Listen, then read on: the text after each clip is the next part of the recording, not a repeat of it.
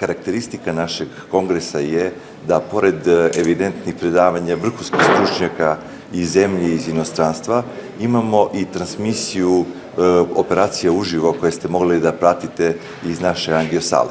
Ove godine smo pripremili 3 operacije, to su vrlo kompleksni pacijenti koje mi inače ne bismo mogli da rešimo samostalno. Čekamo priliku, odnosno te pacijente pripremimo za zasink i onda uz pomoć naših prijatelja, vrhunskih stručnjaka iz tih oblasti rešavamo i pomažemo našim pacijentima. Ja sam tu svake godine sa kolegama i dobrim prijateljima iz Srbije. Zahvat na prednjoj desnoj arteriji bio je komplikovan. Otvorili smo arteriju i reimplantirali jedan stent, tako da se nadamo punom oporavku pacijenta. Sam pacijent je mlad, starosti oko 40 godina. Ovakvi problemi, iako ne tako česti kod mlađih pacijenata, umeju da se pojave, tako da je moj najmlađi pacijent imao samo 22 godine.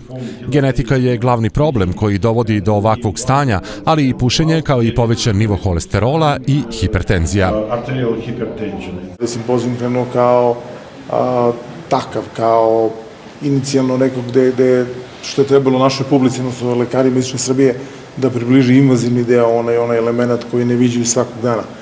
Sada je on prerastao u nešto više, da je ta invazivna komponenta, sa taj komponent edukacije može ne dolazi toliko do izražaja, ali je vidljiva svaki put.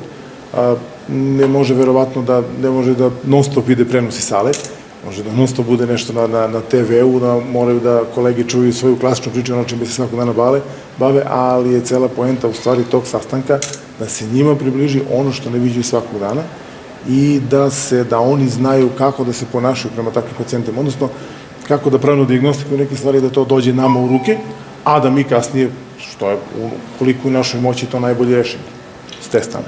Kako je Vlada vukao celu priču za sobom i kako smo svi zajedno sa njim ušli u to, da kažem, sa ovoliko ili onoliko volje, videli da to nosi neke benefite nama kao stručnicima, da nosi neku dobit pacijentima, da nosi dobit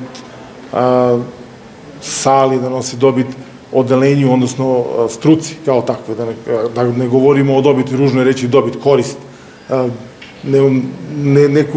neku reč koja bi bila, da ne bude previše rogobatna, da zvuči da mi sad radimo zbog neke koristi. Nije to korist takvog tipa, ovo je korist za stručnog tipa.